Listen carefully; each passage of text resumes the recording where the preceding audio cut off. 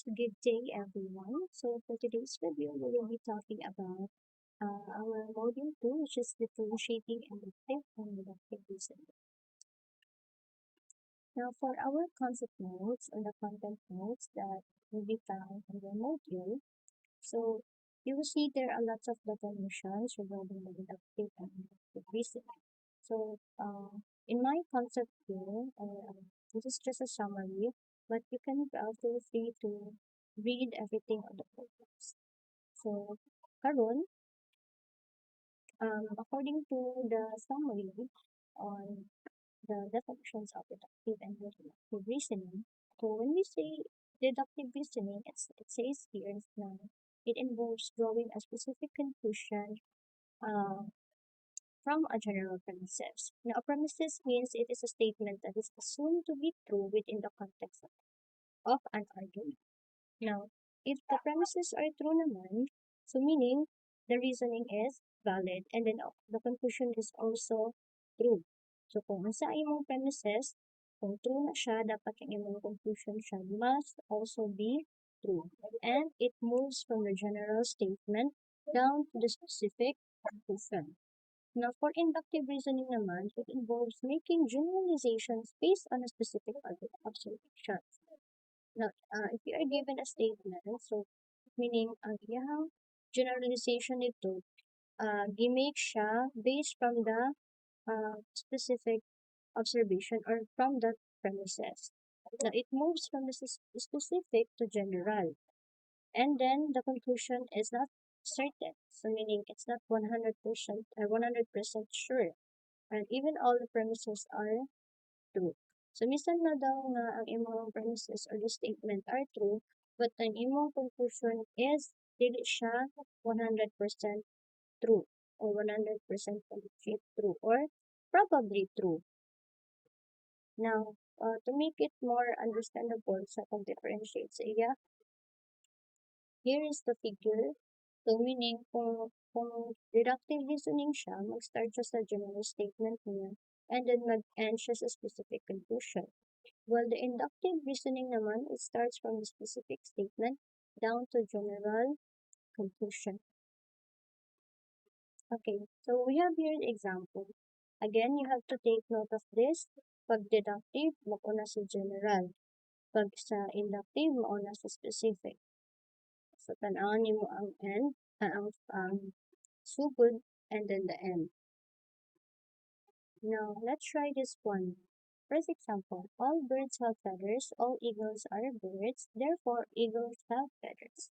So, naatay duha ka premises, and then naasad tayo sa conclusion. Fourth. Now, for the first premises 1, we have all birds have feathers down. And then for the premises 2, all eagles are birds. So, what do you think is the statement all true? Okay, of course, birds have feathers and eagles are birds. And then the conclusion are eagles have feathers. Now, what do you think is this? Is this inductive or deductive? Again, asa siya nag-una? Nag-una siya sa, is this general or specific?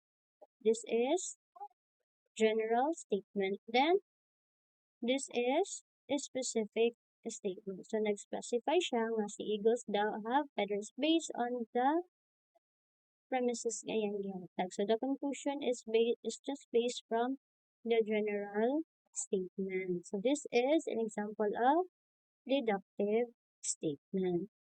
Now, all the statements are true, the conclusion is also true, then it fits the definition for deductive statement. How about this one? So for the second example, we have Jennifer always leaves for school at 7 a.m. So Jennifer is always on time. Now Jennifer assumes that if she leaves at 7 a.m. for school today, she will be on time. Now, take a look at the premises 1 and 2. So Jennifer always leaves for school at 7 a.m. and Jennifer is always on time. Now, observe the premises 1 and 2. Is this a general or specific? is a specific statement. Now, second, or the conclusion states that Jennifer assumes then that if she leaves at 7 a.m. for school today, she will be on time. So the conclusion is based from the specific statement. So that this becomes the general statement. But like guaranteed ba nga she will be on time? We're not sure, diba? So this is the definition is fits to inductive statement. So this is example of inductive statement. Now for the third example, the teacher has given a quiz every Friday for the past month. Today is Friday. The teacher will probably give a quiz today. Now, the premises 1 and premises 2, take a look. So this is a specific. Now take a look at the conclusion. The teacher will probably give a quiz today. So sige ito nga definition na is it inductive or deductive na state na ang iyang conclusion is not 100% sure. So this is an example of inductive statement. Okay, so all you have to do is just understand every problems na iyang every statement and iyang gihatag, and then you will follow the definitions if fit pa siya.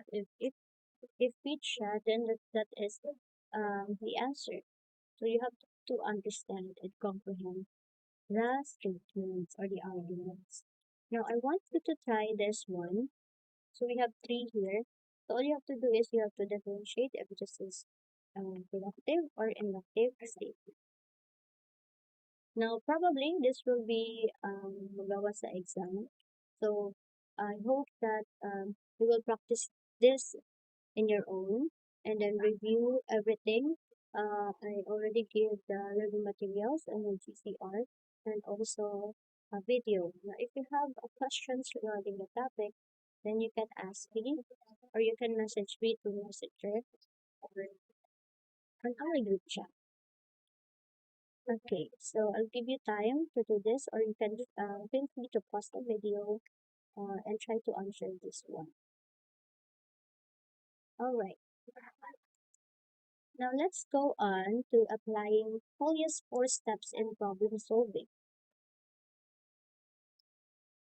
Now we are done discussing with this one. I already introduced this, so we will have just a recap and review regarding the Polya's 4 step in problem solving.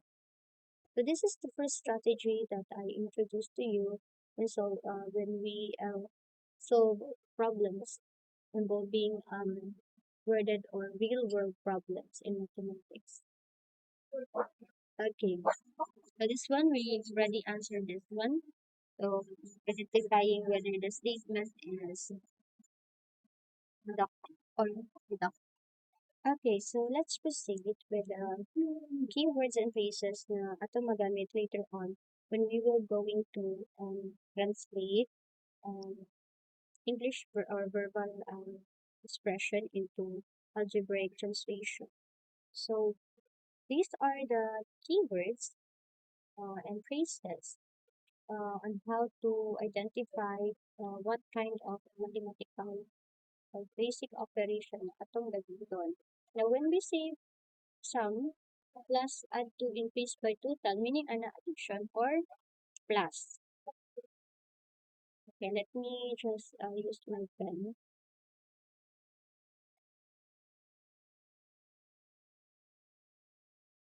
Okay, so pag addition, plus na siya.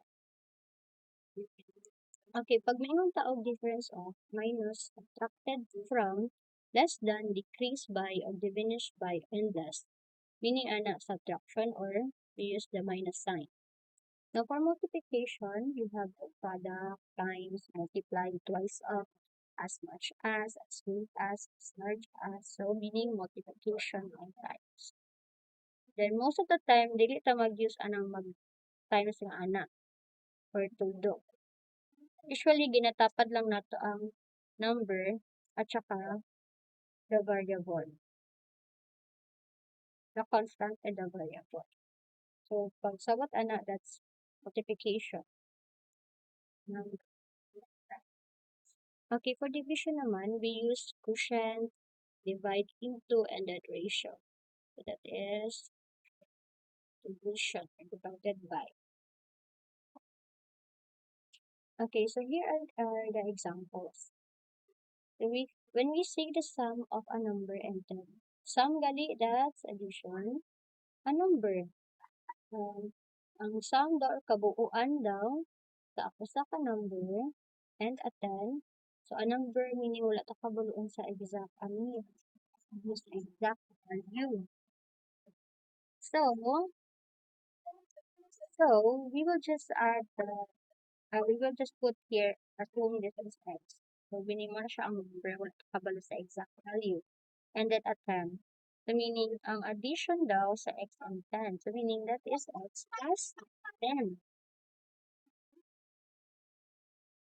We have also here another example. The product. When we say product, that is multiplication. So, a product of 5 and a number. So, 5 and a number, let's just say a number is x. So, meaning that is 5x. So, ito kung di mo nga din na taga-use of itong times and the. So, ito lang siyang itapad then ang meaning na ang multiplication. Now, for this one, 4 less than x. So, we say 4. Ang less than is minus and then we have x. Pero, pag abot na ni sa algebraic translation, nag-una si x. So, when we are dealing with this kind of keyword and phrase, ang technique ani class is mag-una ta sa dari. So, ang kasabot magod ana is 4 less than x. So, si 4 daw mas gamay pa ni x. So, meaning, in less than, kasi, order matters. Order matters. So, kasabot ana, kailangan din na to siya i-arrange. Okay? So, 4 daw gamay pa ni x. So, meaning, we start with the x. And then, the operation, ang gigamit, and then, the constant, which is given naman 4. So, we write here, x minus 4. Now, what if naman ngayon po, x less than 4? When we say x less than 4. So, that's another case na po. Again, pag less than, so, ang technique na to, mag-una ta sa right. So, we write 4, then the operation, which is less than, and then x. So, that's the time we say 4 minus x. So, x less than 4. Okay, so, para mas masabtan siya, mag-differentiate ta og another example sa more than. Si more than is the opposite for less than, di ba? Si more than is part of the addition. Si more than naman is more than order does not matter. So, wala nag-matter yung order din he. Balag magkabali-bali na siya, same lang yapon ang result ana. For example, 9 more than x. Okay. Pag 9 more than x, that is, pwede ta, this one, x plus 9. Okay? So, more than is positive, di ba? So, that is plus sign. Now, 9 is given. We have 9. Si 9 daw, more than sa x. So, the value of here, wala ta kabalo. So, we have, pwede tang maingon nga 9 plus x. Pwede sa tang maingon x plus 9. It's because more than in addition, the order doesn't matter. Unlike sa less than, order really matters. Okay? So now, we try to change this one first. So mangita tag number, pwede na to siya i-substitute. Para ato ang makita if pwede ba gid siya mabali-bali. Same ra ba gid na. So now let's just say ang x is 1. So meaning this is 9 plus 1, then this one is 1 plus 9. So 9 plus 1 that is 10 ba? And then 1 plus 9 that's also 10. So meaning same ra gyud kung bisan unsahon. Okay, so much ang different sa less than over 10. Now, we have also this one, multiplication. Na natin pinag we are supposed to multiply. Pag multiplied by, i-times mo siya. So, x multiplied by 13, that's 13x. And then we have also the quotient of x and 3, which is quotient division. No? So, pwede ta magamit of over, kaning bar. So, that is x over 3. So, lain sa siya tinawag, diba? When we put like this. So, this is proper for the algebraic transition. So, we will use the bar. Okay. So, next. Okay, so this is the method again, Polya. So, first you have to understand the problem. And then you have to devise a plan. In devise a plan, this is the time to create the equation. Sunod is carry out a plan or solve. And then after solving, di ta sure pa gyud sa answer. So we have to look back or checking. Okay, so next example, first example for this one. Again, understand. Okay, so ito na to una ang problem. So a number daw increased by 9 is 15. What is the number? So meaning, pangitaon na to si x. So it translates na to siya una. When we say a number, what kabalo? So let's just say x na ta. And then we have also increased, that is addition, by 9 and 15. So we have the equation as x plus 9 is equals to 15. So pangitaon din na to ang number. So kani mo na ni siya ang atong devise a plan. Manaman understand the problem, di ba? So we have to devise a plan. After devising the plan, we have to carry out the plan. Carry out the plan, we have to solve for x. Okay. Solve na natin x. So, x plus 9 is equals to 15. So, may equation. Ato ang goal is ato ang makuha. So, kanilang mabilin. So, all we have to do is we have to use the additive inverse. Kasi kasabot. So, para mawala ni siyang 9 here, we have to what? Minus both side by 9. Okay. So, na-cancel out naman nato na siya. Let me just close again. So, cancelled out, meaning we have our x here, mabilin, is equal to 15 minus 9, we have 6. So, meaning the value for our x is 6. So, muna siya ang atong gipangita na number. Pero kung dili bit ka sure, we have the last step of our formula, which is look back. Look back is checking. So, balik kasi yung original equation. So, we have x plus 9 is equals to 15. So, ang x diba kay 6. So, we have to substitute. X is equals to 6 sa equation. So, minsan lang yung x of 6. So, we have 6 plus 9 is equals to 15. Basta same gali na siya na both side of number, then your answer is correct. So, 6 plus 9, that is 15 is equals to 15. So, meaning, the answer is correct. Therefore, the number that we are looking for is 6. Okay. Another example. So, we have here twice a number twice a number, kaduhaon, so that is 2x.